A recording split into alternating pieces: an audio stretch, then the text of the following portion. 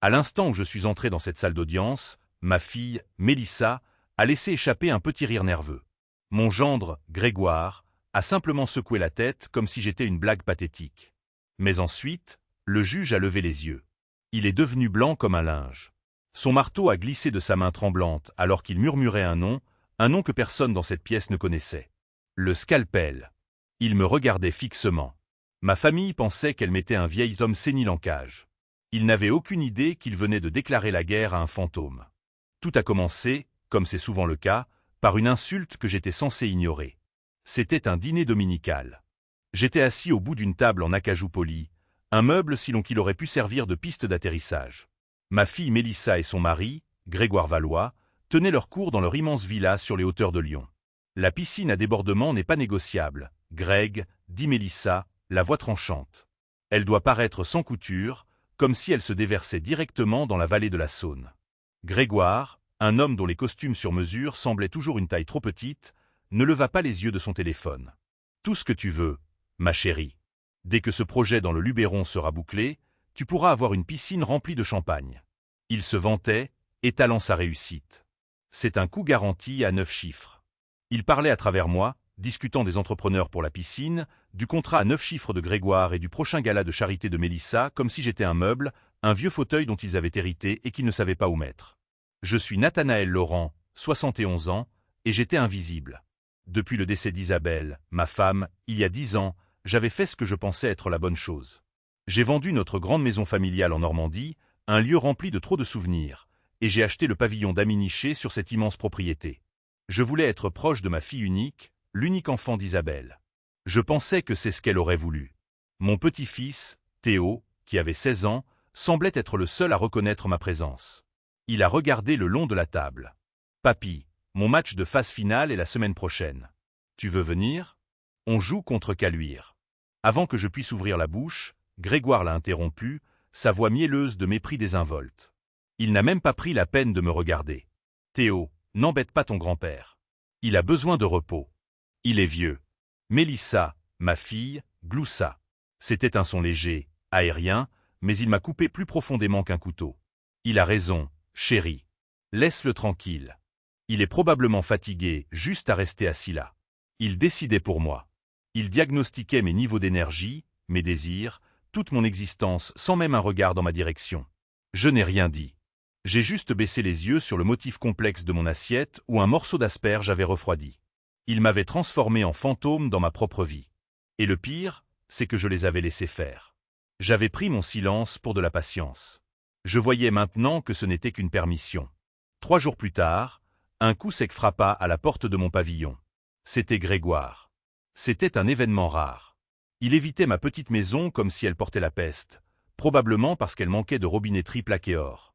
Il tenait une bouteille de vin ridiculement chère, qu'il a mise dans mes mains avec un sourire de vendeur. « Pour toi, Nat. Le top du top. » Il savait que je ne buvais pas. Mon cardiologue avait été parfaitement clair après mon pontage. Ce geste n'était pas de la gentillesse. C'était de la mise en scène. Grégoire était toujours un vendeur. Il vendait des rêves immobiliers. Il vendait l'image d'une famille parfaite. J'avais vu son genre toute ma vie. Il n'entre pas seulement dans une pièce. Ils en évaluent la valeur. Il n'a pas perdu de temps. Après un commentaire superficiel sur la météo, il est allé droit au but. « Nat, je suis assis sur l'opportunité d'une vie. Un complexe hôtelier dans le Luberon. C'est presque conclu, mais nous avons rencontré un petit problème réglementaire. J'ai juste besoin d'un petit pré-relais pour débloquer les permis, juste pour montrer des liquidités. » Il se pencha en avant, son eau de Cologne écrasante. « Je sais que tu es propriétaire de ce pavillon sans crédit. Il est juste là, inutilisé. Tout ce que tu as à faire, c'est de mettre un petit levier dessus. 500 000 €. C'est tout. » Il sentit mon silence et se dépêcha de conclure l'affaire. 6 mois maximum. Je te rendrai 700 000 €. C'est un retour de 40%, Nat. Tu ne trouveras ça nulle part ailleurs. Je l'observais. Il n'était pas seulement enthousiaste. Il était désespéré. Une fine pellicule de sueur se formait sur son front. « Grégoire, dis-je, ma voix parfaitement égale. J'ai 71 ans. J'ai dépassé l'âge de la prise de risque. Mon argent est pour ma retraite et, franchement, pour mes frais médicaux. » La réponse est non. Le changement fut immédiat. C'était comme si un masque avait été arraché. Le sourire disparut, remplacé par une fureur froide et reptilienne. Incroyable, siffla-t-il. Juste incroyable. Après tout ce que nous faisons pour toi, tu vis ici sur notre terrain, sans loyer. J'ai payé pour cette maison, Grégoire, l'interrompis-je tranquillement. Et tu ne lèveras pas le petit doigt pour aider ta propre famille. Mon Dieu, tu es un vieil homme égoïste. Il a dit que je vivais sur son terrain. Il ne savait pas, ou avait commodément oublié. Quand j'ai acheté ce pavillon, il y a 10 ans, je n'ai pas seulement acheté la maison. J'ai aussi acheté la parcelle de 2 hectares sur laquelle sa villa tentaculaire était construite. Son bail de 99 ans pour €1 symbolique par an était avec moi. Il vivait sur mon terrain. Il n'en avait aucune idée. Il a jeté la bouteille de vin sur ma table basse avec assez de force pour me faire grimacer. Tu regretteras ça, vieil homme. Tu regretteras d'être si égoïste. Il est sorti en trombe, claquant la porte. La vibration a fait trembler la photo d'Isabelle sur mon bureau. Une semaine plus tard, je me suis réveillé à 3 heures du matin. Une douleur sourde se propageait dans ma poitrine, irradiant dans mon bras gauche. Ce n'était pas la douleur aiguë d'une crise cardiaque, mais l'étreinte suffocante familière de l'angine de poitrine. Le stress. Mon cardiologue m'avait prévenu. Ne joue pas les héros, Nat. Appelle à l'aide. Mon premier appel fut pour la maison principale, pour Mélissa. Elle a répondu à la 4e sonnerie, sa voix pâteuse de sommeil et d'agacement. Papa, qu'est-ce qu'il y a? Il est en plein milieu de la nuit. Ma chérie, je ne me sens pas bien, dis-je, en essayant de garder ma voix stable. J'ai des douleurs à la poitrine. Ce n'est pas terrible, mais peux-tu me conduire à la clinique? Juste par sécurité. Un lourd soupir est sorti du téléphone. C'était le son d'un profond désagrément. Papa, sérieusement, j'ai la grande réunion du gala de charité à la 1re heure demain matin. Tout le comité vient ici. Je ne peux pas appeler juste le 15 si c'est si grave. Ne réagis pas de manière excessive. Clic. Elle a raccroché. Elle n'a pas demandé à quel point la douleur était forte. Elle n'a pas demandé si j'avais peur. Elle m'a dit que je réagissais de manière excessive. La douleur dans ma poitrine s'est resserrée. Elle ne venait pas de mon cœur. Elle venait de quelque part de plus profond. J'ai appelé un Uber. Je me suis assis à l'arrière d'une Toyota Prius, me tenant la poitrine, et j'ai laissé un étranger me conduire aux urgences. C'était une angine de poitrine induite par le stress. Ils m'ont donné un comprimé de trinitrine et m'ont gardé en observation pendant 4 heures. À 9 heures du matin, ils m'ont laissé sortir. J'ai appelé un autre Uber pour me ramener à la maison. Alors que nous arrivions aux immenses portes de la propriété, j'ai vu le Range Rover blanc nacré de Mélissa. Il n'était pas garé devant la maison principale. Il était garé devant le spa du 6e arrondissement, lieu de sa réunion de charité. Il ne se contentait pas de me manquer de respect. Il ne me voyait pas seulement comme une ressource à exploiter. Il me voyait comme une nuisance, un problème à gérer, une corvée à ignorer. Et c'est à ce moment-là que j'ai su que quelque chose devait changer. Je ne savais tout simplement pas à quelle vitesse cela allait arriver. Le lendemain matin, j'étais assis avec une tasse de café noir, regardant le brouillard se dissiper sur la vallée, quand un coup sec et impatient a résonné dans ma petite maison. Ce n'était pas Grégoire. Son coup était arrogant. Celui-ci était professionnel. J'ai ouvert la porte à un homme en uniforme impeccable tenant un scanner numérique et une enveloppe blanche rigide. « Nathanaël Laurent ?» demanda-t-il, la voix plate. « Je suis de Chronopost. Signez ici. » J'ai signé sur l'écran. Il m'a tendu l'enveloppe et était parti avant que je puisse fermer la porte. Elle était lourde, non pas de papier, mais d'intention. Mes mains étaient parfaitement stables alors que je prenais un coupe-papier sur mon bureau, le même qu'Isabelle m'avait donné il y a 30 ans. Je l'ai ouvert et j'en ai sorti le contenu. Les mots ont sauté de la page, froids et précis. C'était une requête légale, une action en justice, déposée auprès du tribunal de grande instance de Lyon. Les requérants étaient Grégoire Vallois et Mélissa Vallois. L'intimé, c'était moi. J'ai parcouru la première page. Ma vision se rétrécissant. Il demandait une audience d'urgence. Il cherchait à obtenir une mise sous tutelle. Le sang ne s'est pas retiré de mon visage. Il n'a pas afflué à mes oreilles. Au lieu de cela, une clarté froide et parfaite s'est installée en moi. Il m'accusait, Nathanaël Laurent, d'être mentalement incapable. Il prétendait que je n'étais plus capable de gérer mes propres affaires financières et médicales. Il prétendait que j'étais sénile. Ce n'était pas seulement une insulte. Ce n'était pas seulement de la cupidité. C'était une exécution légale. Il voulait m'effacer, me transformer en une non-personne, un pupille de la nation avec eux tenant les ficelles. Il voulait rendre mon invisibilité officielle, juridiquement contraignante. J'ai tourné la page. Pièce à conviction A, la preuve. C'était un rapport de diagnostic de 3 pages d'un expert psychologue nommé Dr Pierre Lambert. J'ai lu son évaluation. Il prétendait que je présentais des signes graves de démence, des délires paranoïaques et une incapacité à saisir les réalités financières. Il a conclu gravement que j'étais un danger pour moi-même et pour mes propres biens. J'ai fixé le nom du docteur Pierre Lambert. Pierre Lambert. Un rire froid et sec, plus comme une toux, s'est échappé de mes lèvres. Je n'avais jamais rencontré quelqu'un du nom de Pierre Lambert de toute ma vie. Je n'ai pas frappé. Je n'ai pas hésité. Je tenais la requête légale dans ma main, le papier épais d'un blanc éclatant contre ma peau tachetée par l'âge, et j'ai marché. J'ai quitté ma petite maison, traversé la pelouse parfaitement entretenue qui séparait mon monde du leur, et je me suis dirigé directement vers la maison principale. Les portes vitrées du patio étaient ouvertes. Je pouvais entendre le bruit des glaçons s'entrechoquant dans les verres et une musique légère et insipide. Ils étaient près de la piscine, comme je le savais. Mélissa était allongée sur une chaise longue, lunettes de soleil sur le nez, un magazine en équilibre sur son ventre. Grégoire était debout près du bar extérieur, se versant un autre cocktail. Ils avaient l'air détendus, sans souci, comme 2 prédateurs qui venaient de poser un piège et attendaient patiemment que leur proie se vide de son sang. Je suis monté sur le patio. La musique s'est arrêtée. Mon ombre est tombée sur Mélissa. Elle s'est redressée en sursaut, baissant ses lunettes de soleil. « Papa, qu'est-ce que tu fais?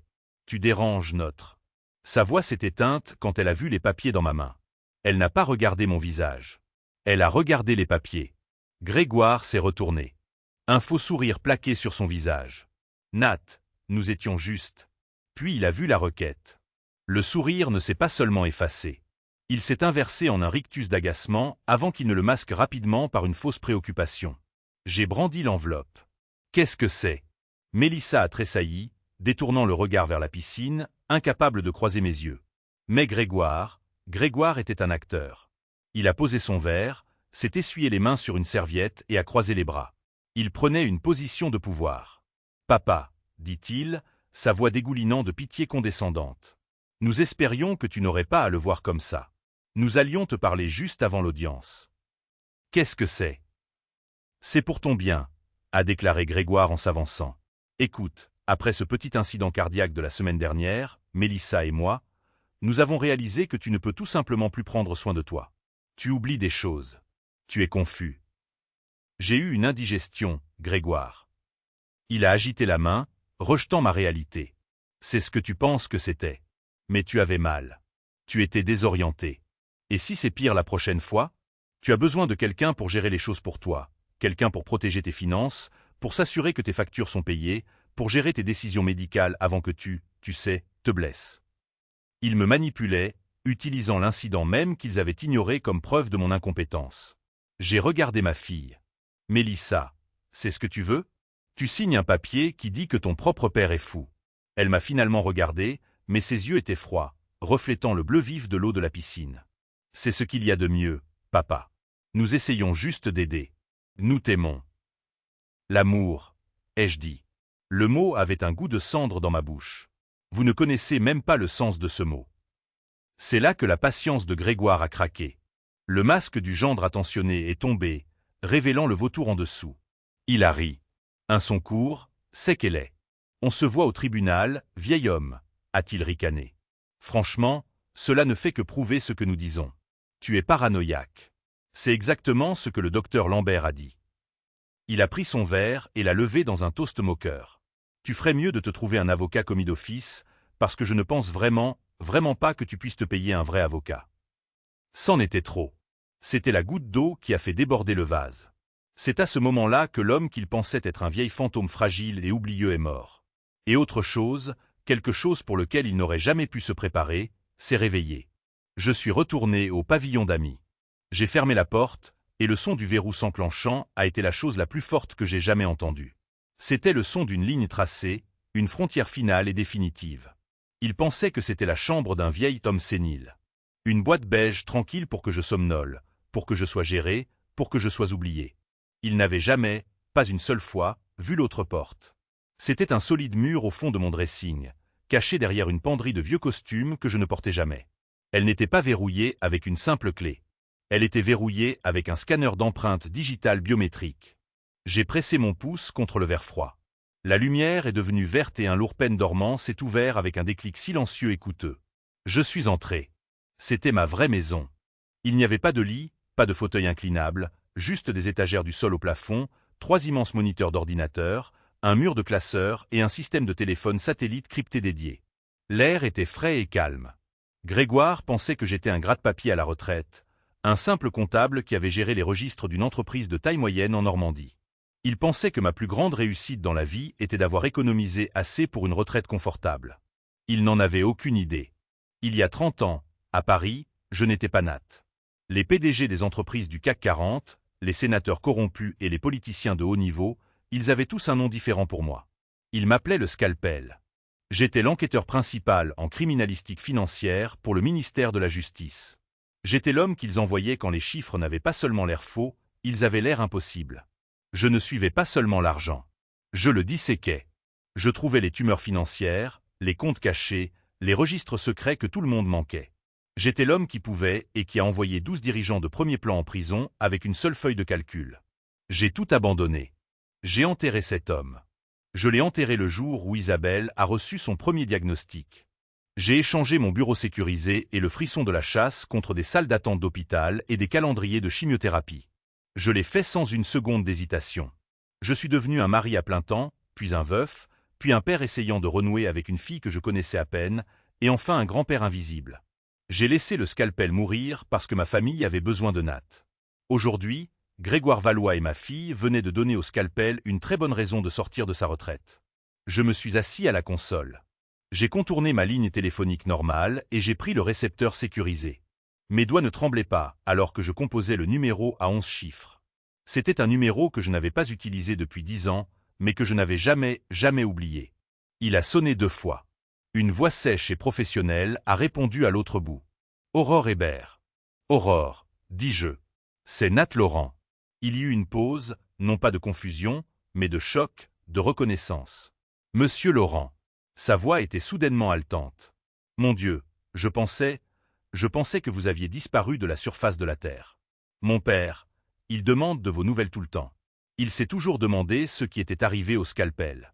Je suis à Lyon. Aurore. J'ai besoin de vous ici demain. Amenez votre meilleure équipe. Ceux qui savent comment creuser. » Une autre pause, plus courte cette fois. Le choc avait disparu, remplacé par l'acier dont je me souvenais. Dites simplement le mot « Nat ». Qu'ont-ils fait? Ils ont demandé une mise sous tutelle, dis-je, ma voix plate. Ils prétendent que je suis sénile. Ils veulent prendre le contrôle de tout. Un son est venu du téléphone. C'était un rire. Pas un rire amusé, mais un aboiement court et sec d'incrédulité. Ils prétendent que vous êtes sénile. Ils n'ont aucune idée, n'est-ce pas? Ils n'ont aucune idée d'eux qu'ils viennent d'essayer de mettre en cage. Sa voix était maintenant purement professionnelle. Compris, scalpel. J'arrive. Dites-moi simplement, où voulez-vous que je fasse la première incision? Aurore Hébert est arrivée à 10 heures précises. Elle ne ressemblait pas à une avocate de haut vol de Lyon. Pas de voiture Tapax en grave-l'œil, pas de sac à main à 1000 €. Elle portait un simple tailleur-pantalon sombre. Ses cheveux étaient tirés en un chignon sévère, et ses yeux avaient la couleur de l'acier froid. Elle portait une seule mallette mince. Elle était l'exact opposé de Grégoire Valois. Elle était substance, pas style. Elle était la digne fille de son père. Elle n'a pas perdu de temps. Mondanité. Elle est entrée dans mon bureau caché, ses yeux balayant la pièce une fois, observant les serveurs, les moniteurs, les classeurs verrouillés. Elle a fait un unique signe de tête approbateur. Ils n'ont vraiment aucune idée, n'est-ce pas? A-t-elle dit. Ce n'était pas une question. Ils pensent que je suis un vieil homme confus, ai-je répondu en faisant glisser la requête sur mon bureau. Ils ont fourni leurs preuves. Pièce à conviction à un docteur Pierre Lambert. Aurore a pris le document. Elle n'a pas tout lu. Ses yeux ont simplement scanné le nom et la signature. Docteur Pierre Lambert, évaluation psychologique. Compris. Elle a ouvert sa mallette, a sorti une tablette et a tapé le nom dans une base de données sécurisée. Donnez-moi 3 heures, a-t-elle dit. Prenez en 2, ai-je répondu. Elle a souri, un sourire fin et acéré qui n'a pas atteint ses yeux. Je vous appelle dans 1 heure. Elle est partie aussi silencieusement qu'elle était arrivée. Pendant l'heure qui a suivi, je n'ai pas seulement attendu.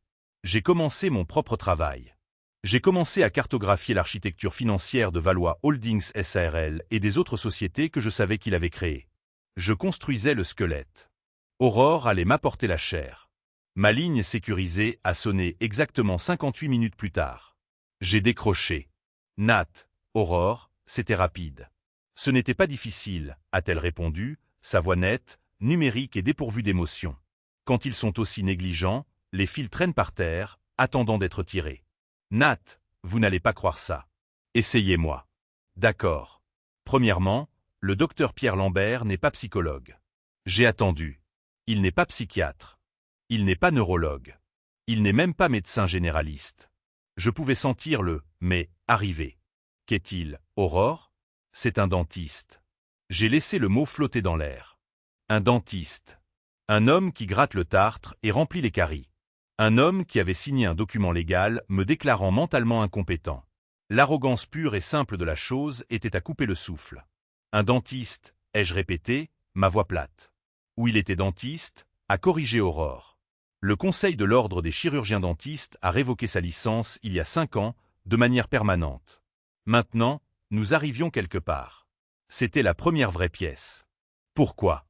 Faites votre choix, dit-elle. Je pouvais l'entendre taper. Fraude massive à l'assurance, facturation d'opérations inexistantes, et sa spécialité, la prescription illégale d'opioïdes. Des milliers de pilules. Il dirigeait une usine à pilules depuis un centre commercial à Rieux-la-Pape. Donc Grégoire n'avait pas trouvé un expert qui pouvait être acheté. Il avait trouvé un criminel, un professionnel déshonoré, radié, désespéré d'argent et déjà compromis. Un homme qui n'avait plus rien à perdre. Cette révélation, cependant, a mené au vrai conflit, la question qui importait plus que la réponse. Aurore, dis-je en me penchant en avant. C'est spécifique. Ce n'est pas un nom que l'on trouve sur Google. Un promoteur immobilier de haut vol comme Grégoire ne connaît pas simplement un dentiste déshonoré d'un centre commercial de Rieux-la-Pape. Comment l'a-t-il trouvé? Ça, a dit Aurore, sa voix se tendant. C'est ce que j'ai passé les 40 dernières minutes à creuser. Vous avez raison. Ce n'était pas une connexion sociale. Ce n'était pas une trouvaille aléatoire. C'était une connexion financière. Continuez. Je regarde le dossier criminel de Lambert en ce moment même. Quand il a été arrêté il y a 5 ans, il faisait face à 10 chefs d'accusation criminels. La caution a été fixée à 100 000 €. Il ne les avait pas. Un garant pour la caution, murmurai-je, mon esprit connectant déjà les points.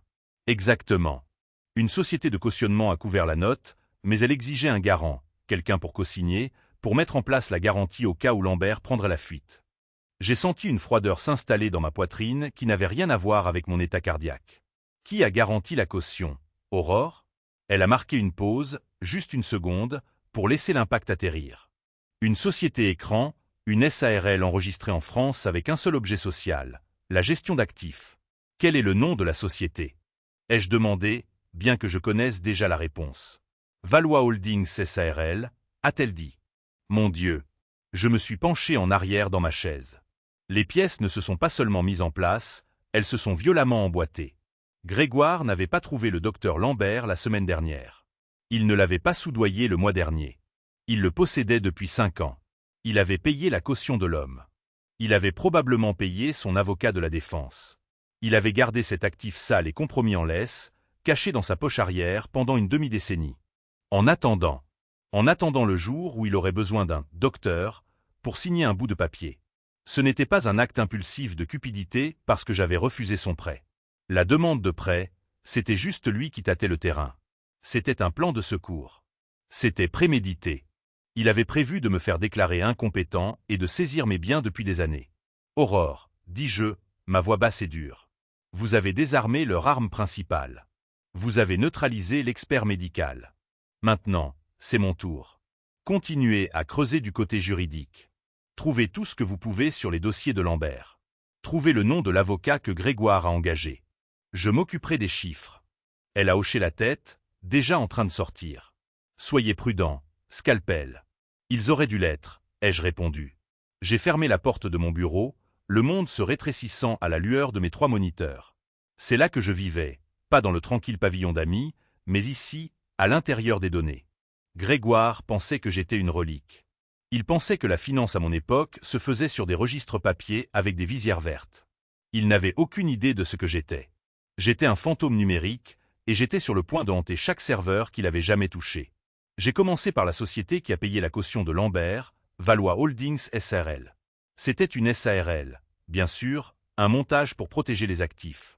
Grégoire était négligent, mais il n'était pas stupide. Il connaissait les bases de la protection de patrimoine.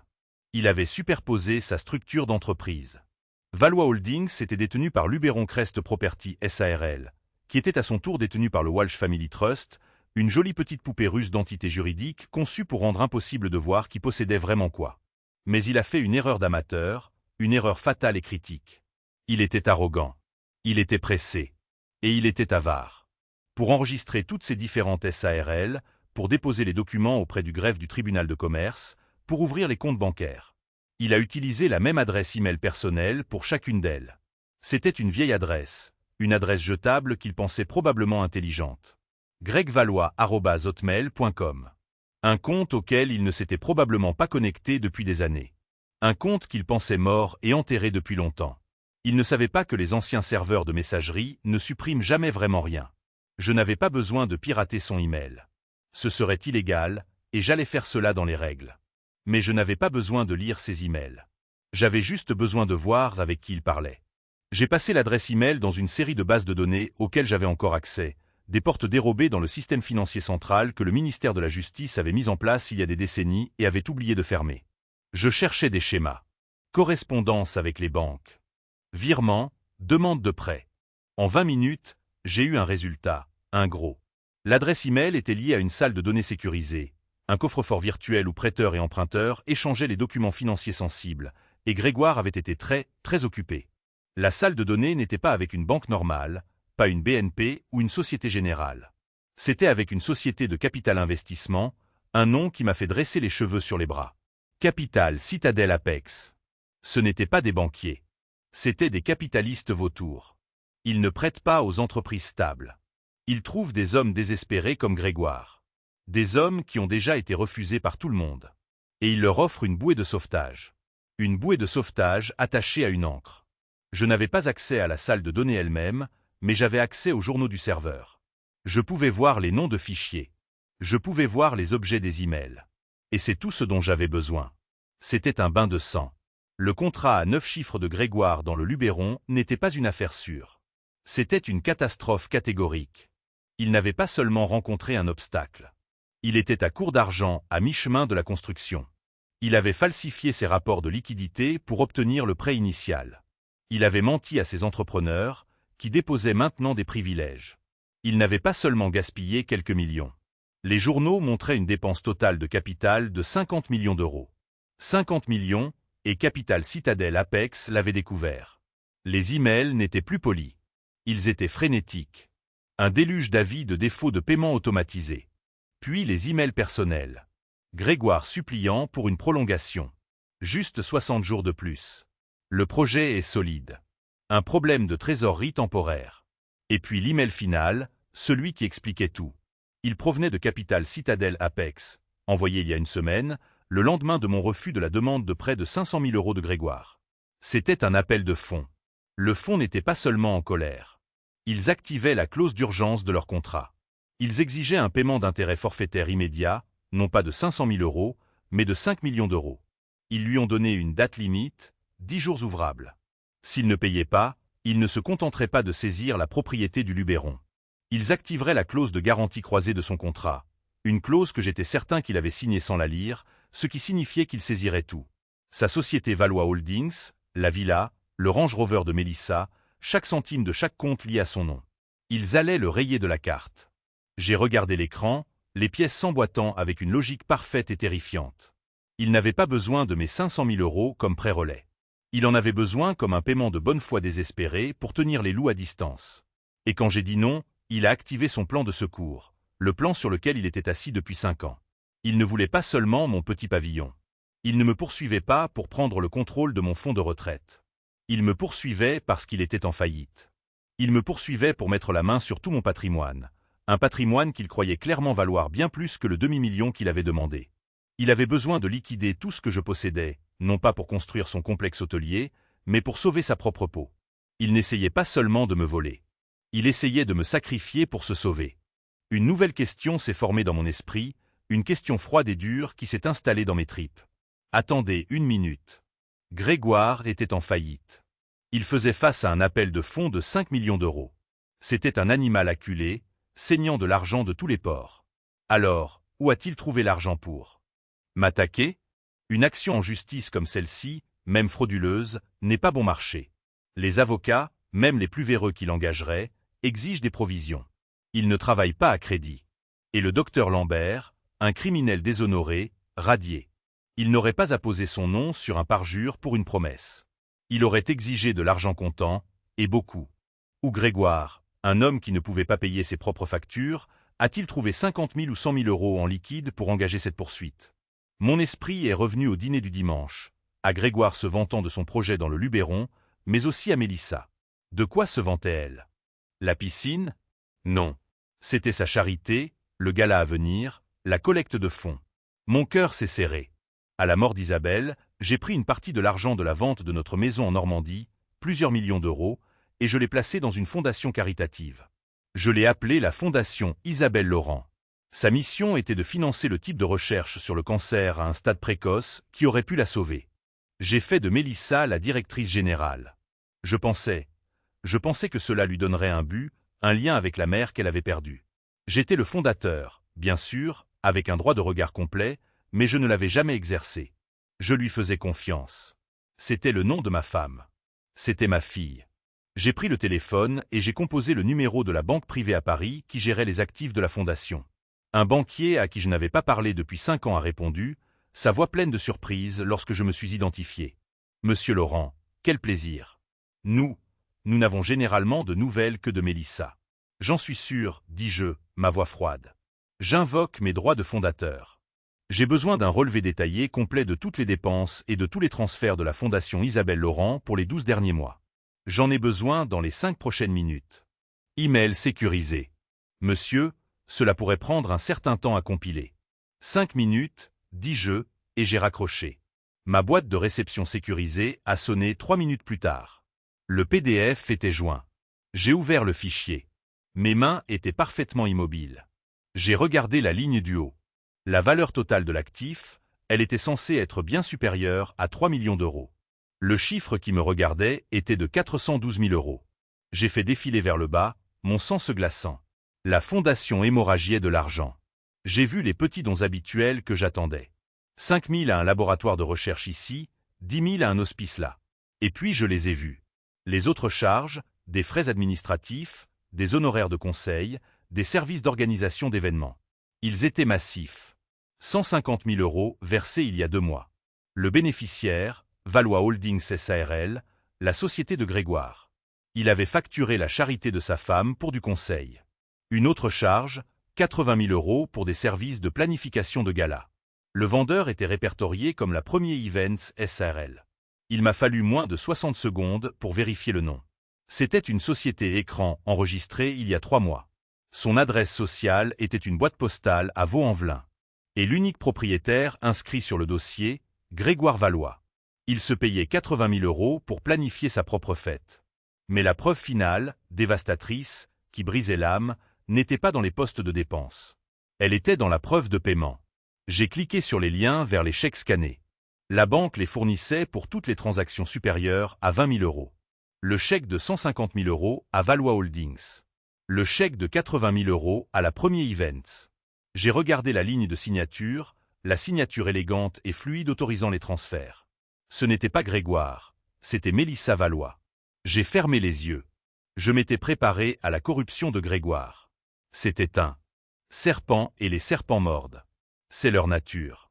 J'avais même, dans une partie de mon cœur, préparé à trouver que Mélissa était faible, stupide, manipulée. Que Grégoire l'avait trompée ou intimidée. Mais ceci, ce n'était pas de la faiblesse. C'était un partenariat actif. C'était de la complicité. C'était ses signatures, claires comme le jour. Elle n'était pas seulement manipulée. Elle était une participante active au pillage de l'héritage de sa propre mère. Elle volait de l'argent destiné à des malades du cancer. Le volant d'un fonds portant le nom de sa mère. Et elle utilisait cet argent volé pourquoi?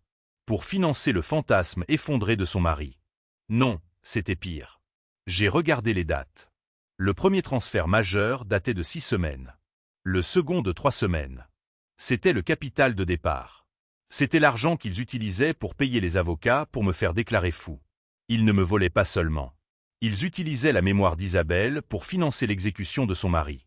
J'avais pensé qu'il y avait une ligne de décence, de famille, de compassion humaine de base que ma fille ne franchirait pas. J'avais tort.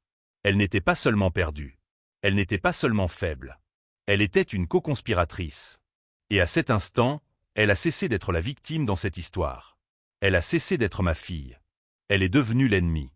J'ai regardé la signature de Mélissa sur le chèque scanné, la boucle élégante de son thème, la signature qui avait payé l'avocat pour me déclarer fou en utilisant l'argent de sa mère. À cet instant, le chagrin que je ressentais, le choc, la profonde tristesse, tout cela ne s'est pas seulement estompé. Cela s'est évaporé. Il a été remplacé par autre chose. Quelque chose de froid, de tranchant et de parfaitement clair. Le scalpel était de retour en chirurgie. J'ai pris la ligne sécurisée. Aurore, elle a répondu à la première sonnerie. Nat, je suis déjà en train de creuser sur le cabinet d'avocats qu'ils ont engagé. Ce sont des charognards, mais ils sont connus pour. Ça n'a pas d'importance, les jeux coupés. Ma voix semblait différente, même à moi. Elle était plate, dure, comme de l'acier poli. Changement de plan, Aurore. Quoi? Quel changement de plan? Nous ne sommes plus en défense, ai-je dit. Nous n'allons pas réfuter leur cas. Nous allons les anéantir. Nous allons arracher toute cette affaire, racines et tiges. J'en ai fini. Il y a eu un silence sur la ligne. Nat, a-t-elle dit, qu'avez-vous trouvé? La signature de ma fille sur des chèques de la fondation de ma femme. Ils ont utilisé l'argent d'Isabelle pour financer cette attaque. Mon Dieu, Nat. Gardez votre sympathie, ai-je dit, j'ai besoin de donner. Vous avez trouvé le fonds vautour avec lequel il est en affaire. Celui qui est sur le point de le rayer de la carte. J'ai besoin de leur nom, maintenant. J'ai entendu le clic rapide et précis de son clavier. Il est en défaut de paiement auprès d'un fonds appelé Capital Citadel Apex. Nat, ces types sont des monstres. Ils ne négocient pas. Ils liquident simplement. Je sais exactement qui ils sont, ai-je dit. Et pour la première fois en une décennie, un sourire froid et mince a touché mes lèvres. Capital Citadel Apex. Je n'étais pas seulement familier avec le nom. J'étais familier avec l'homme qui l'a construit à partir de rien. Jacques Cartier. Aurore ne le savait pas. Personne ne le savait. Il y a 30 ans, à Paris, Jacques Cartier n'était qu'un jeune trader effronté et arrogant qui s'était retrouvé empêtré dans le scandale Corvi. L'AMF allait le mettre en examen. Ils allaient l'inculper de complot et le jeter en prison fédérale pour 20 ans. Ils étaient convaincus qu'il faisait partie de la fraude. Ils avaient tort. Il était avide, oui, arrogant, absolument, mais ce n'était pas un criminel. Pas à l'époque. J'étais l'enquêteur principal sur cette affaire. C'est moi qui ai passé 3 nuits blanches à fouiller dans les données des serveurs, au-delà des registres falsifiés, et qui ai trouvé la preuve disculpatoire, les transactions originales horodatées qui prouvaient que Jacques était une victime de la fraude, pas un participant. Je l'ai sauvé. J'ai sauvé sa carrière. Je l'ai sauvé de la prison. Je l'ai fait parce que c'était la vérité et mon travail était de faire en sorte que les comptes soient justes. Jacques Cartier a ensuite bâti Capital Citadel Apex pour en faire un empire de plusieurs milliards d'euros. Il n'a jamais oublié. Il m'avait appelé une fois, il y a 10 ans, après le décès d'Isabelle. Sa voix était calme. Nat, avait-il dit, je sais ce que tu as fait pour moi. Si jamais tu as besoin de quoi que ce soit, une nouvelle vie, une nouvelle carrière, un chèque en blanc, tu n'as qu'à appeler. Je n'ai jamais appelé. Jusqu'à aujourd'hui. Aurore, dis-je, ma voix entièrement professionnelle.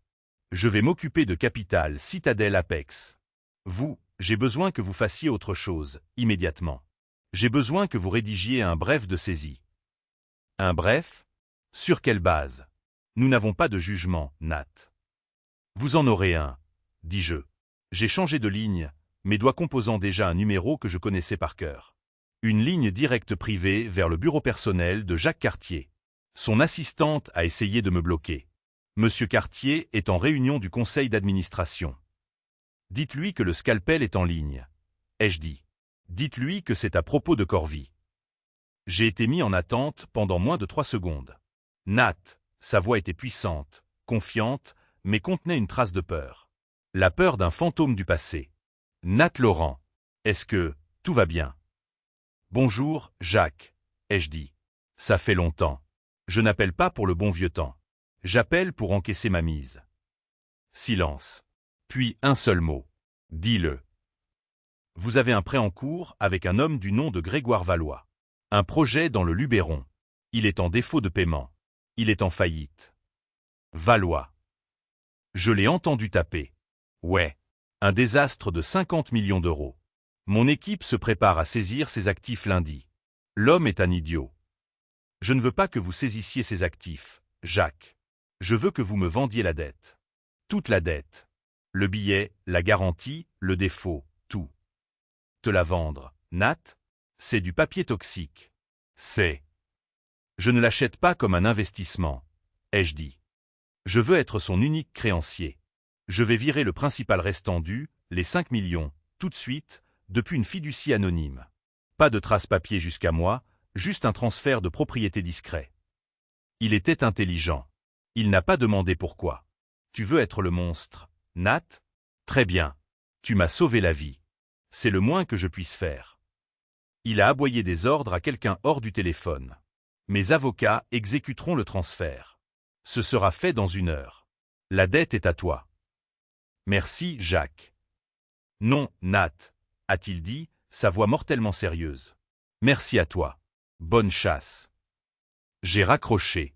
J'ai rappelé Aurore. C'est fait, ai-je dit. Capital Citadel, Apex ne détient plus la note. C'est moi. Aurore a eu le souffle coupé. J'ai pu entendre sa vive inspiration. Nat, vous avez acheté sa dette. Vous êtes sa banque. Je suis son cauchemar, ai-je corrigé. Maintenant, finissez de rédiger ce bref de saisie. Il est en défaut de paiement sur un prêt de 5 millions d'euros envers moi. Je veux le privilège sur cette villa. Je veux ses voitures. Je veux sa SRL Valois Holdings. Je veux tout. Je ferai en sorte que le serveur soit à sa porte dans 1 heure. Non, ai-je dit. Non. Gardez ce papier. Il s'attend à une bataille sur ma santé mentale. Il n'a aucune idée que toute sa vie est en jeu. Nous n'allons pas le lui signifier.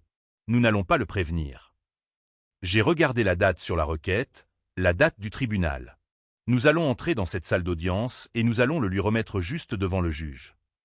Nous sommes dans un long couloir éclairé au néon devant la salle d'audience 5B. Aurore Hébert me regarde, le visage impassible, tenant une seule mallette mince. Nat, êtes-vous prêt? J'ai ajusté les poignets de ma chemise. Je ne portais pas les pulls en tricot doux et les pantalons en velours côtelé auxquels ils étaient habitués. Je ne portais pas les vêtements d'un homme qui s'efface dans une invisibilité beige. Aujourd'hui, je portais une armure. C'était un costume gris anthracite à simple boutonnage de Savile Row.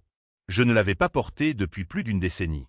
La dernière fois que je l'ai mis, j'entrais dans une salle d'audience pour témoigner devant la commission bancaire du Sénat. Il m'allait toujours parfaitement. Je m'étais fait couper les cheveux. J'étais rasé de près. Je n'étais pas l'homme qu'il pensait que j'étais. J'étais l'homme que j'avais été. Je suis prêt, ai-je dit. Les portes se sont ouvertes. Nous sommes entrés. La salle d'audience était petite, beige et sentait le café rassis et la cire à bas prix. C'était exactement le genre de pièce sans joie où les vies sont tranquillement démantelées. Grégoire et Mélissa étaient déjà assis à la table des requérants. Ils chuchotaient, excités par l'anticipation. Leur avocat, un homme dans un costume brillant avec trop de gel dans les cheveux, feuilletait des papiers, l'air suprêmement confiant. Puis ils m'ont vu. J'ai observé le visage de ma fille. Elle a levé les yeux, m'a vu dans mon costume, et un petit rire nerveux et réprimé s'est échappé de ses lèvres. Elle a mis sa main sur sa bouche, mais ses épaules tremblaient. Elle s'est penchée et a chuchoté quelque chose à Grégoire. Je pouvais presque l'entendre. Regarde-le. Papa pense que c'est un enterrement ou quelque chose comme ça. Grégoire m'a juste regardé. Ses yeux ont parcouru mon costume, ma posture, et il a juste souri avec mépris. Il a secoué la tête lentement, un regard de pitié profonde et méprisante sur son visage. Pour lui, ce n'était pas de la dignité. C'était un dernier effort pathétique, un animal mourant hérissant sa fourrure. Son avocat m'a jeté un coup d'œil, m'a jaugé comme un vieil homme frêle de 71 ans qui jouait à se déguiser, et m'a ignoré. Il est retourné à ses notes. Il n'avait aucune idée. Je me suis assis à la table de l'intimé. Aurore a posé sa mince mallette sur la table et s'est assise à côté de moi, un pilier de force tranquille et contenu. Nous n'avons rien dit. Nous avons juste attendu. « Levez-vous » a entonné l'huissier, la voix lasse. Nous nous sommes levés. Le juge est entré par une porte latérale, en robe, l'air fatigué. Il ressemblait à un homme qui en avait trop vu et était trop peu payé. Il s'est installé dans son fauteuil à haut dossier, le cuir gémissant sous son poids. « Veuillez vous asseoir. » Il a mis une paire de lunettes de lecture à monture dorée et a pris le rôle du jour.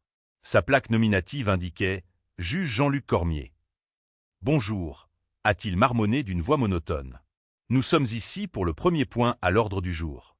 Affaire numéro 881B, concernant la mise sous tutelle de Nathanaël Laurent. » Il a lu le nom, puis, comme le voulait la procédure, il a levé les yeux de ses papiers. Il a regardé par-dessus ses lunettes pour identifier l'intimé. Il m'a regardé droit dans les yeux. L'air a quitté la pièce. Le juge ne s'est pas seulement arrêté. Il s'est figé. Son visage, qui avait été un masque de bureaucratie fatiguée, est devenu blanc. Cendré. Ses yeux, magnifiés par les lunettes, se sont écarquillés d'incrédulité. Le stylo à billes bon marché qu'il tenait à glisser de ses doigts. Il a claqué bruyamment sur le bureau en bois, le son résonnant dans la salle d'audience silencieuse. Grégoire et Mélissa le regardaient, confus. Leur avocat a levé les yeux, agacé par l'interruption. La main du juge, celle qui avait laissé tomber le stylo, tremblait visiblement. Il me fixait, la bouche légèrement ouverte. Il s'est penché en avant, oubliant les convenances, dans le microphone colle de cygne sur son bureau, et d'une voix qui se voulait un murmure mais qui a été captée et amplifiée, une voix de choc pur et sans mélange, il a dit une chose. « Mon Dieu, est-ce que c'est vraiment lui ?» Toutes les têtes dans la salle d'audience se sont tournées. Elles ne regardaient plus le juge. Elles me regardaient toutes. Les visages de Grégoire et Mélissa étaient vides de confusion. Que se passait-il? Cela ne faisait pas partie de leur plan. Je l'ai reconnu, moi aussi. Oh oui, je l'ai reconnu. Jean-Luc Cormier. Mais l'homme que je connaissais n'était pas un juge de 60 ans au visage las. L'homme que je connaissais était un substitut du procureur de 35 ans, terrifié, ambitieux et complètement dépassé. On lui avait confié la plus grosse affaire de sa jeune carrière, la fraude de la société Corvie, un château de cartes d'1 milliard d'euros. Et il était en train de perdre. Son dossier s'effondrait. Ses témoins vedettes étaient discrédités. Il était sur le point de perdre, et cela aurait mis fin à sa carrière avant même qu'elle ne commence. Jusqu'à ce que son témoin expert prenne la barre. J'étais ce témoin expert. J'étais l'homme qu'on faisait venir quand les chiffres n'étaient qu'un enchevêtrement de mensonges. J'étais celui qui, en une seule journée, a pris une fraude d'1 milliard d'euros et l'a mise à nu sur une seule feuille de calcul pour que le jury la voie. J'étais celui qui a mis 12 PDG et leurs comptables en prison. Jean-Luc Cormier ne m'avait pas seulement connu. Je l'avais fait.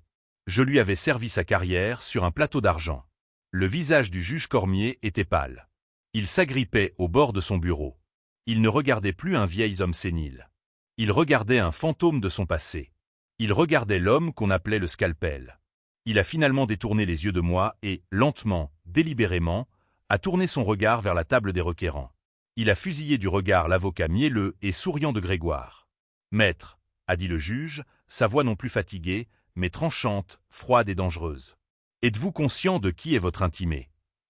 L'avocat, déconcerté, s'est levé. « Il est Nathanaël Laurent, votre honneur.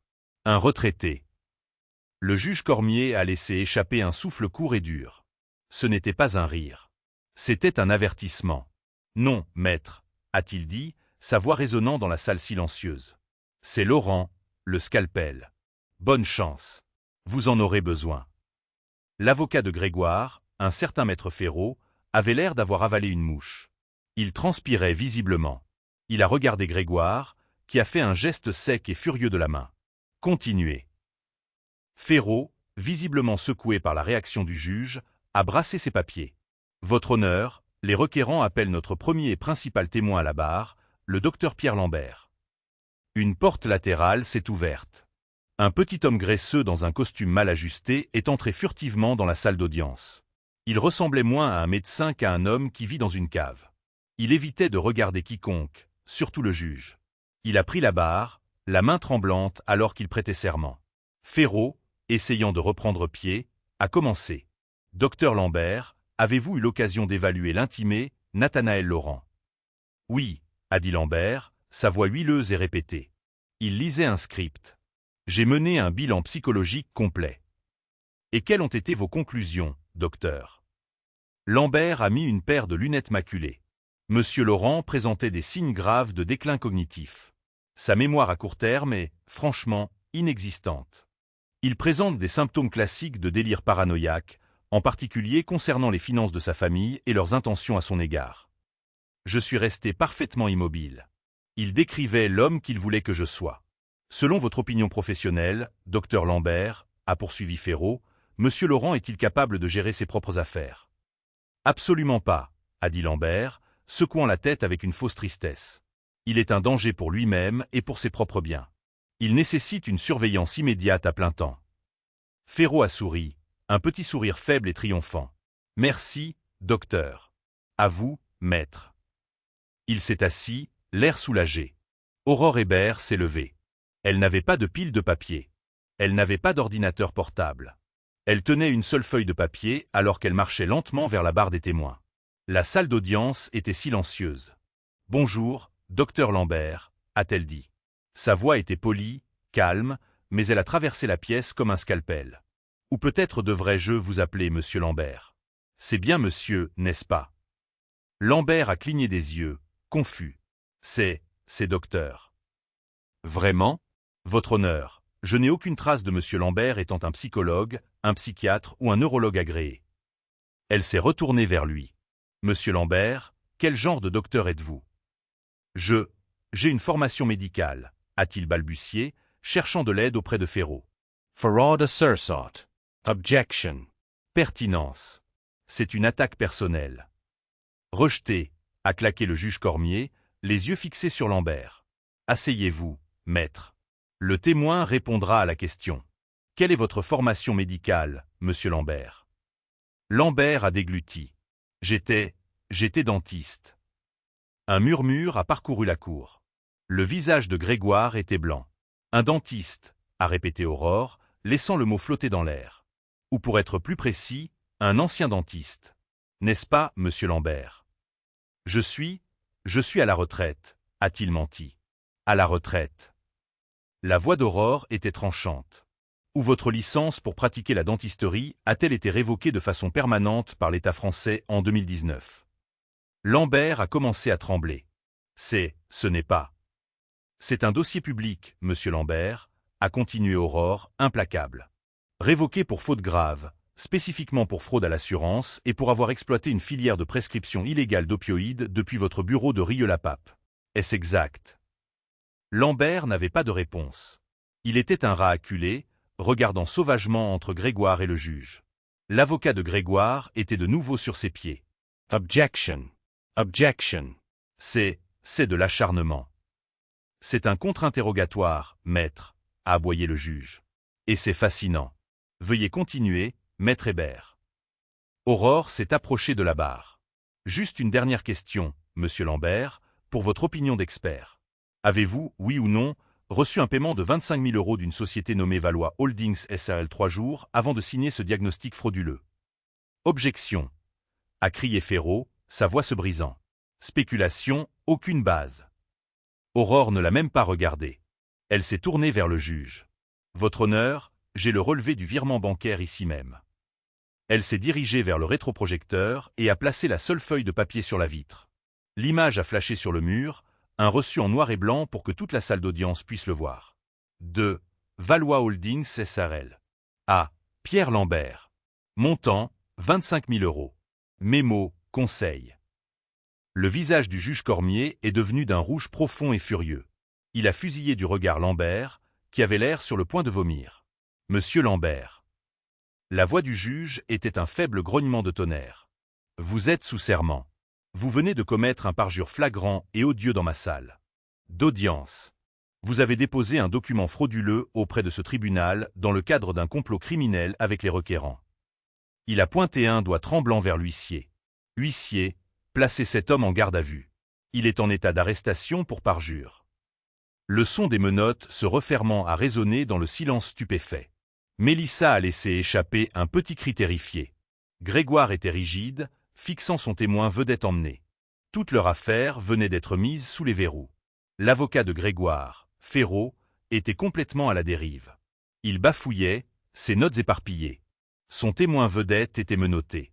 Toute son affaire s'était évaporée, et le juge le regardait comme s'il était quelque chose qu'il avait raclé de sa chaussure. Grégoire était au-delà du pâle. Il était d'un rouge tacheté et furieux.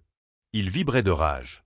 Il a attrapé Ferraud par la manche et lui a sifflé quelque chose à l'oreille. Ferraud, semblant terrifié par son propre client, s'est levé en tremblant. « Votre honneur, balbutia-t-il, mon client, monsieur Valois, aimerait prendre la barre pour clarifier ce malheureux malentendu. » Le juge Cormier a haussé un sourcil. « Oh, vraiment ? Il veut témoigner. Après que son témoin principal vient d'être arrêté pour parjure dans un complot avec lui. » Le juge a regardé Aurore. « Maître Hébert, une objection. » Aurore s'est levée. « Pas du tout, votre honneur.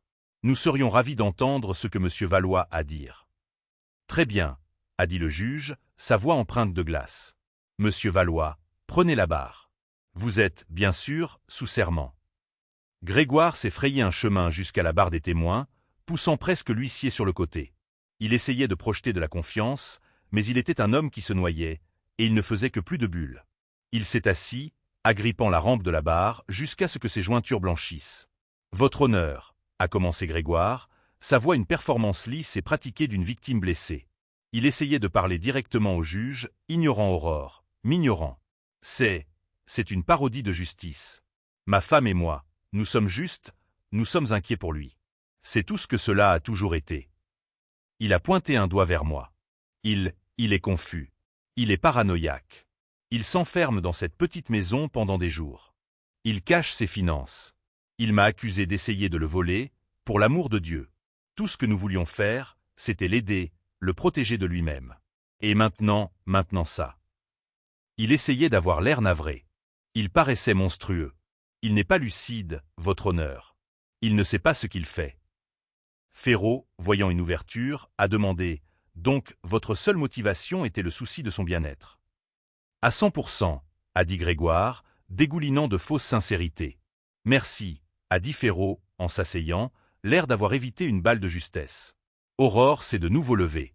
Elle s'est approchée de lui, non pas avec agressivité, mais avec une sorte de curiosité chirurgicale. « Monsieur Valois, a-t-elle commencé, sa voix calme.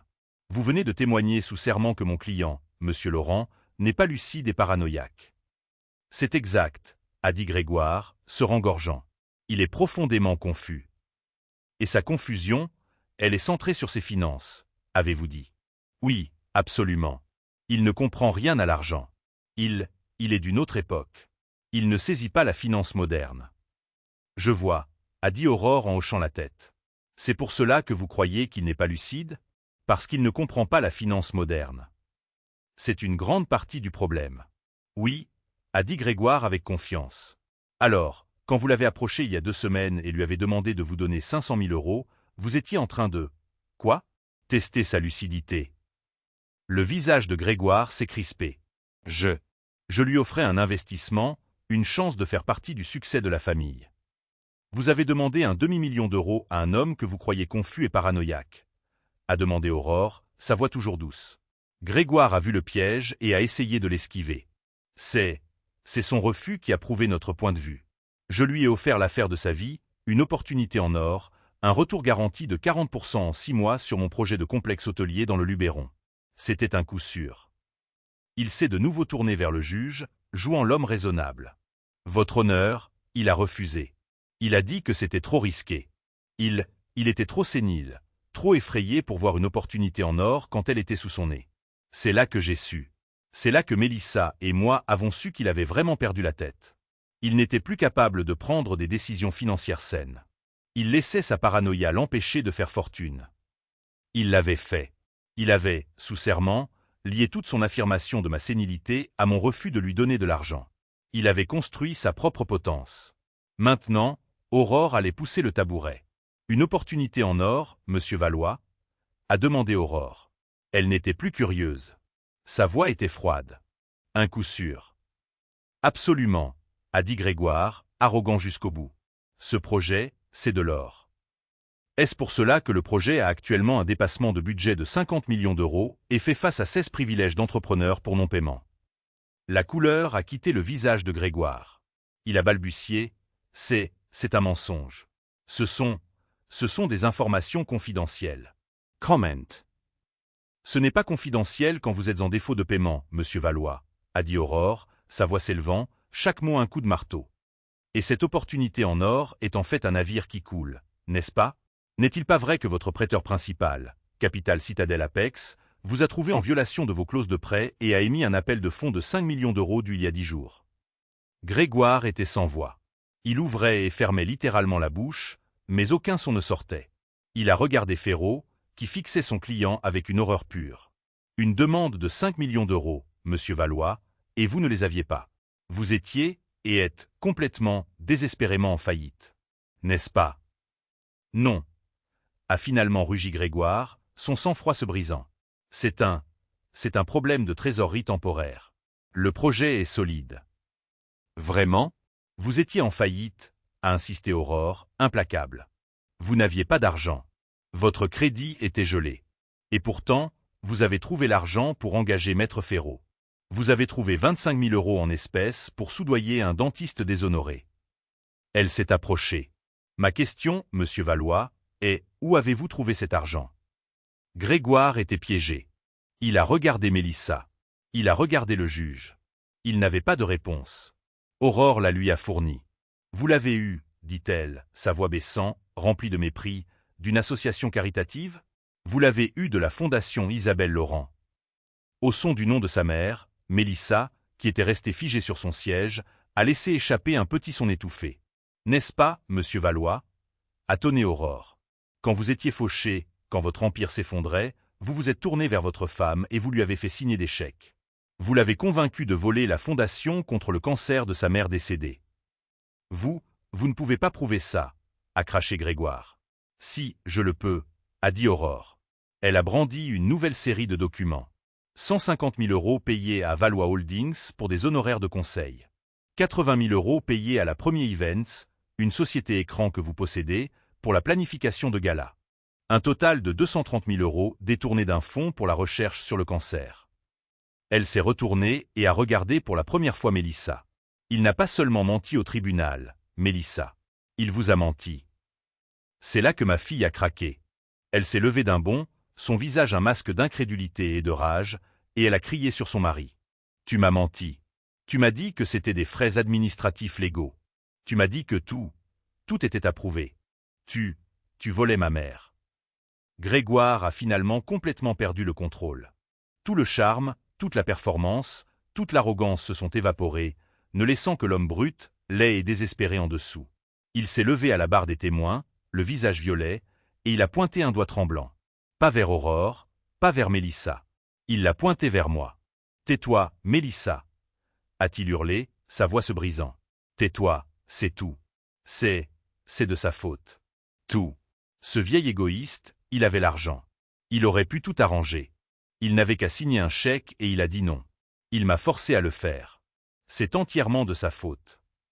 La salle d'audience était un chaos. Mélissa sanglotait, un son hystérique et laid. Grégoire lui hurlait de se taire, son visage un masque de rage violette. Son avocat, Ferraud, essayait désespérément de s'opposer, mais le juge Cormier l'a simplement fait taire d'un geste, son visage un nuage d'orage. Il a frappé son marteau, le son claquant dans la pièce comme un coup de feu. Silence, a-t-il rugi. Monsieur Valois, vous allez vous asseoir et vous taire, ou je vous ferai placer en détention pour outrage au tribunal. Madame, contrôlez-vous. Grégoire s'est effondré sur sa chaise, respirant difficilement. Mélissa s'est affaissée, ses sanglots se transformant en hoquets étouffés et humides. La pièce était d'un silence de mort. Le seul son était le cliquetis de la radio de l'huissier. Les yeux du juge Cormier, froids et furieux, se sont tournés de l'épave de la table des requérants vers moi. Il m'a regardé pendant un long moment. La colère sur son visage s'est adoucie, remplacée par autre chose.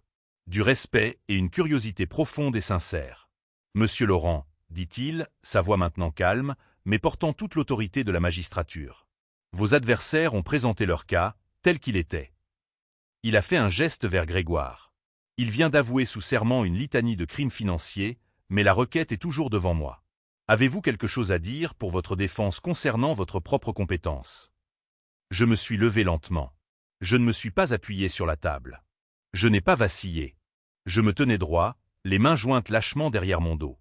La pièce était si silencieuse que je pouvais entendre le bourdonnement des néons. J'ai regardé Grégoire. J'ai regardé Mélissa. Et puis j'ai regardé le juge. Merci, votre honneur, ai-je dit, ma voix claire et forte. Elle a résonné dans la petite pièce. Mais je ne suis pas ici aujourd'hui pour débattre de ma santé mentale. Je ne suis pas ici pour me défendre. Ma compétence n'est pas en question. Mon dossier parle de lui-même. J'ai fait une pause, laissant les mots atterrir. Non, votre honneur, ai-je continué. Je ne suis pas venu ici aujourd'hui en tant qu'intimé. Je suis venu ici pour déposer une plainte pénale. Ferraud a bondi sur ses pieds. Objection. C'est du théâtre. Ce n'est pas le lieu approprié. Asseyez-vous, maître, a rugi Cormier. Vous avez ouvert cette porte. Vous avez amené cet homme dans mon tribunal en l'accusant de délire. La cour entendra ce qu'il a à dire. Poursuivez, monsieur Laurent. J'ai tourné mon regard vers Grégoire. Il me fixait, les yeux écarquillés d'une nouvelle horreur naissante. Monsieur Valois vient d'avouer une partie de cela, ai-je dit, ma voix plate comme un anatomiste décrivant un cadavre. Il a avoué avoir détourné 230 000 € d'une fondation caritative. La fondation de ma femme, la fondation Isabelle Laurent. J'ai ensuite tourné mon regard lentement, délibérément, vers ma fille. Elle me regardait, son visage strié de larmes et de mascara, ses yeux suppliants. Mais il n'a pas agi seul, ai-je dit, soutenant son regard. Il ne le pouvait pas. Il avait besoin d'une signature. Il avait besoin de la signature de la directrice de la fondation. J'ai regardé de nouveau le juge. Et toi, Mélissa, ma fille, tu as signé l'échec. Tu as sciemment et avec pleine intention pillé l'héritage de ta propre mère pour financer le style de vie de ton mari et pour financer cette tentative pathétique de saisir mes biens. Mélissa a poussé un gémissement. Un son de pur désespoir animal. Non, non, je ne savais pas. Il m'a dit. Tu les as signés, ai-je déclaré, la coupant. Ce n'était pas une accusation. C'était un fait. Grégoire, voyant sa femme s'effondrer, a trouvé un nouvel élan de bravade désespéré d'animal acculé. Il s'est levé, renversant sa chaise. Il a ri. C'était un son aigu, hystérique et laid. « Tu ne peux rien me faire », a-t-il hurlé en me montrant du doigt. « Toi, tu n'es personne. Tu n'as rien. Tu penses que tu peux. » « Quoi ? Déposer une plainte ? C'est ma parole contre la sienne. Et toi ? Tu n'es qu'un triste vieil homme sénile. Tu vis dans un pavillon d'amis. Un pavillon d'amis. Tu es fauché. Tu n'as rien. Tu n'es rien. » Sa voix se brisait, mais il était triomphant. Il y croyait. Il croyait que j'étais impuissant. Il croyait que l'argent avait disparu, que je n'avais plus rien d'autre que mon costume. J'ai juste attendu. J'ai laissé sa voix résonner et mourir. J'ai laissé le silence revenir. Je l'ai laissé debout, haletant, un roi déchu sur une scène de sa propre fabrication. Puis j'ai souri, un sourire fin et froid. Ah, ai-je dit, ma voix calme. À ce sujet. J'ai tourné la tête et j'ai fait un léger signe de tête à Aurore Hébert. Elle s'est levée. Elle n'a rien dit. Elle a sorti de sa mince mallette une seule pile épaisse de documents reliés par une couverture juridique bleue. Elle ne l'a pas remise au juge. Elle ne me l'a pas remise. Elle a traversé l'allée, directement à la table des requérants, et a placé le document sur la table, juste devant Grégoire Valois. « Quoi ? Qu'est-ce que c'est » a balbutié Grégoire en regardant la couverture bleue menaçante. « Cela, monsieur Valois, a dit Aurore, sa voix claire et retentissante, est un avis d'urgence de saisie-exécution. » L'avocat de Grégoire a saisi le papier. Ses yeux ont parcouru la première page.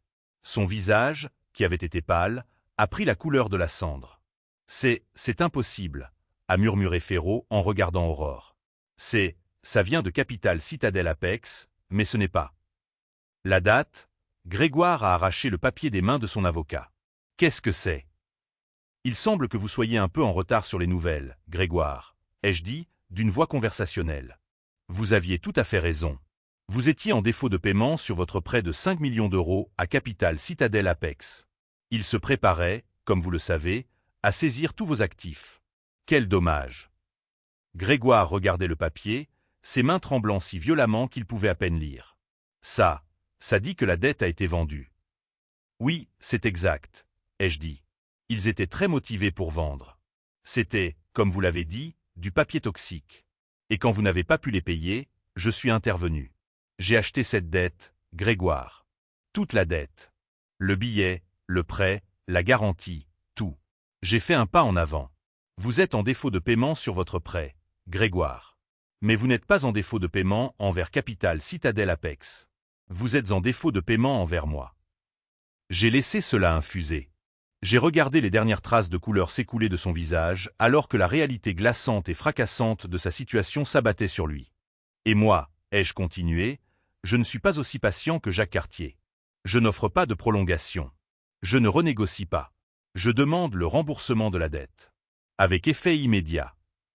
Grégoire a levé les yeux vers moi, la bouche ouverte, un cri silencieux. J'ai montré du doigt la villa dans laquelle il vivait. La maison principale est à moi. J'ai montré du doigt les voitures qu'il conduisait. Les voitures sont à moi. J'ai montré du doigt les sociétés écrans qu'il avait construites. Tout votre empire Valois Holdings est à moi. J'ai montré du doigt le costume même qu'il portait. Tout ce que vous pensiez être à vous m'appartient maintenant. Je me suis retourné vers le juge Cormier, qui observait tout cet échange avec un regard de pure admiration. Votre honneur, ai-je dit, ma voix résonnant de finalité. Cette pathétique audience de mise sous tutelle est terminée. Une bonne personne qui avait fait une erreur. J'ai dit non. Je n'interviendrai pas. Il ne s'agissait pas de vengeance. Il s'agissait de conséquences. J'avais passé 10 ans à lui permettre de vivre sans aucune. J'avais favorisé sa faiblesse, sa cupidité, sa cruauté désinvolte. Intervenir maintenant, pour la sauver du feu qu'elle avait aidé à allumer, serait le dernier et le pire acte d'un père qui a échoué. Elle devait se débrouiller seule. Elle devait faire face au grand livre des comptes. Elle fut mise en examen tout comme Grégoire. Mais elle fut intelligente. Contrairement à Grégoire, elle a vu le bout du chemin. Elle a accepté la plaidé coupable. Elle a plaidé coupable d'abus de biens sociaux. Le juge fut moins sévère. Il a vu ses larmes. Il a entendu son témoignage sur le contrôle de Grégoire, mais il a aussi vu les relevés bancaires. Elle a été condamnée à 3 ans de probation formelle. Elle a été condamnée à rembourser jusqu'au dernier centime les 230 000 € à la Fondation Isabelle Laurent. Et enfin, le juge a ajouté une dernière condition, 2000 heures de travaux d'intérêt général obligatoires, non pas à ramasser des déchets sur l'autoroute, non pas à classer des papiers dans un bureau. Il l'a affecté à la maison de retraite des jardins de Glenwood, spécifiquement à l'unité fermée pour les personnes atteintes de démence et d'Alzheimer. Pendant les 2 années suivantes, ma fille, la femme qui a tenté de faire déclarer son père légalement sénile pour pouvoir voler son argent, passerait chaque week-end à baigner, nourrir et nettoyer des hommes et des femmes qui étaient vraiment perdus. Des hommes et des femmes qui ne connaissaient pas leur propre nom, qui ne se souvenaient pas du visage de leurs enfants. Je voulais qu'elle le voie. Je voulais qu'elle le sente. Je voulais qu'elle comprenne dans ses os la réalité de l'arme qu'elle avait tenté d'utiliser contre moi. C'était une juste sentence. C'était peut-être la seule éducation qu'elle ait jamais vraiment reçue. 6 mois ont passé. Le silence qui est tombé sur la propriété était absolu. La grande et ridicule villa que Grégoire et Mélissa avaient construite avait disparu. Je l'ai fait vendre aux enchères. Le terrain sur lequel elle se trouvait, le pavillon d'amis, mon pavillon. Je l'ai vendu aussi. Tout. Les bénéfices sont allés à 2 endroits. La moitié a servi à renflouer et à faire croître substantiellement la Fondation Isabelle Laurent, qui était désormais sous une nouvelle gestion professionnelle. L'autre moitié a été placée dans une fiducie pour mon petit-fils, Théo, bloqué jusqu'à ses 25 ans. J'étais dans le pavillon d'amis. Il était vide, juste des cartons empilés, les murs nus. J'étais dans mon bureau caché, emballant les derniers de mes dossiers. Les moniteurs étaient sombres. Le scalpel retournait à la retraite. J'ai entendu un pas hésitant sur le porche. Pas un coup, juste une présence. Je me suis dirigé vers la porte. C'était Mélissa. Elle était transformée, mais pas de la manière dont un spa ou une nouvelle robe transforme une personne. Elle était vidée. Les vêtements de marque avaient disparu, remplacés par une blouse de bénévole bleue, bon marché et délavée, avec jardin de Glenwood brodé sur la poche. Ses cheveux étaient tirés en arrière. Son visage était pâle, mince. Elle avait l'air d'avoir 10 ans de plus. Le sentiment de droit, la cruauté désinvolte, le petit rire arrogant, tout cela avait disparu, consumé. Ses mains, autrefois parfaitement manucurées, étaient rouges et à vif. Elle se tenait juste là, dans l'embrasure de la porte, me regardant scotcher le dernier carton. Sa voix, quand elle est venue, n'était pas celle dont je me souvenais. C'était un râle, calme, rauque et mort. Pourquoi? J'ai arrêté ce que je faisais. Je ne me suis pas retourné. Pourquoi quoi, Mélissa? Pourquoi as-tu fait ça? Dit-elle, sa voix tremblant, non pas de tristesse, mais d'une rage profonde et épuisée. Pourquoi as-tu laissé les choses aller si loin? Tu savais. Ne fais pas semblant que non. Tu es lui. Tu savais ce qu'était Grégoire. Tu savais ce qu'il faisait. Elle fit un pas dans la pièce vide. Tu aurais pu nous arrêter à tout moment. Quand Grégoire a demandé les 500 000 euros, tu aurais pu simplement dire « Non, je sais que tu es fauché ». Tu aurais pu me montrer les papiers à ce moment-là. Tu aurais pu me prévenir. Sa voix se brisa et une seule larme chaude et en colère coula sur son visage. Mais tu ne l'as pas fait. Tu nous as laissé faire. Tu m'as laissé signer ces chèques. Tu nous as laissé déposer cette plainte. Tu es resté assis dans ta petite maison et tu nous as regardé nous détruire. Tu n'avais pas à nous ruiner. Tu n'avais pas à l'envoyer en prison. Tu n'avais pas à me faire ça. Elle montra son uniforme bon marché. Tu voulais ça. Tu voulais nous punir. J'ai lentement scotché la boîte. J'ai appuyé sur le ruban adhésif, le lissant avec ma main. Puis je me suis retourné pour lui faire face. J'ai regardé cette étrangère qui était ma fille. Parce que si je vous avais arrêté, Mélissa, ai-je dit, ma voix calme, vous n'auriez rien appris. Tu m'aurais détesté pendant une semaine. Tu m'aurais traité de vieil homme paranoïaque et contrôlant, et puis tu serais retourné directement vers lui. Tu aurais cru son prochain mensonge. Tu aurais trouvé un autre moyen de lui donner l'argent. Tu aurais continué à saigner la fondation de ta mère à blanc, un gala à la fois. Je ne t'ai rien laissé faire. Je t'ai juste laissé être qui tu étais. Je me suis dirigé vers mon ancien bureau. Quand tu avais 10 ans, tu as volé 50 euros dans le portefeuille de ta mère. Tu voulais un jouet et elle t'avait dit non. Mélissa tressaillit, les yeux écarquillés. Elle se souvenait. Isabelle l'a découvert. Ai-je continué? Elle savait que c'était toi et elle a pleuré. Elle a pleuré pendant 1 heure dans la salle de bain, pensant qu'elle avait échoué en tant que mère. Et puis elle est sortie, elle t'a serré dans ses bras et n'a jamais dit un mot. Elle a remis 50 euros de son propre argent dans le portefeuille. Elle t'a pardonné parce que son cœur était tendre. Elle voulait la paix. Je la regardais, mes yeux aussi durs et clairs que du verre. Moi, je crois aux grands livres de contes. Les contes doivent toujours être équilibrés. Mélissa, tu n'as jamais payé pour ce premier vol, alors tu as continué à voler. Des choses de plus en plus grosses. Tu ne me respectais pas, Grégoire ne me respectait pas. Et aucun de vous deux ne respectait la mémoire de votre mère. Tu n'as pas seulement franchi une ligne, Mélissa. Tu l'as effacée. Tu as dansé sur sa tombe pour une piscine. Elle n'avait pas de réponse. Elle pleurait simplement. Vous ne vous êtes pas détruit, ai-je dit. Vous étiez déjà détruit. Vous étiez simplement en faillite de toutes les manières possibles pour un être humain. J'ai juste présenté la facture. J'ai pris une seule enveloppe sur le bureau. Je la lui ai tendue. Ceci est l'adresse d'un studio à Villeurbanne. Les 3 premiers mois de loyer sont payés. Il y a un abonnement de bus à l'intérieur. Après ça, tu es seul. Les comptes sont clairs. Elle prit l'enveloppe, sa main tremblante. Elle me regarda une dernière fois, cherchant. Quoi? Son père. Il était parti. Elle se tourna et s'éloigna. Je l'ai regardé partir. J'ai 71 ans. J'ai pris ma retraite 2 fois dans ma vie. La première fois de mon travail, la seconde fois d'être un vieil homme invisible, arrangeant et silencieux. Ce jour-là, au tribunal, j'ai juste décidé de reprendre la plume. Mon nom est Nathanaël Laurent et mes comptes sont enfin équilibrés. Toute cette épreuve m'a appris une leçon douloureuse et nécessaire. J'ai appris que le silence ne doit jamais être confondu avec la faiblesse. Pendant 10 ans, j'ai laissé mon amour pour ma famille m'aveugler sur leur mépris. Je pensais que la patience était une vertu, mais j'ai appris que la patience sans limite ferme est simplement une permission d'être manqué de respect. La vraie force ne réside pas dans la puissance de votre cri. Elle réside dans le fait de connaître le moment précis pour agir et d'avoir la discipline d'attendre ce moment. Je ne voulais pas de vengeance. Je voulais la responsabilité. Parfois, l'acte d'amour le plus profond pour soi-même, et même pour les autres, est de finalement et de manière décisive équilibrer les comptes. Qu'auriez-vous fait à ma place? Faites-moi part de vos réflexions dans les commentaires ci-dessous. Et s'il vous plaît, aimez et abonnez-vous si vous croyez que le vrai respect est quelque chose qui doit être gagné.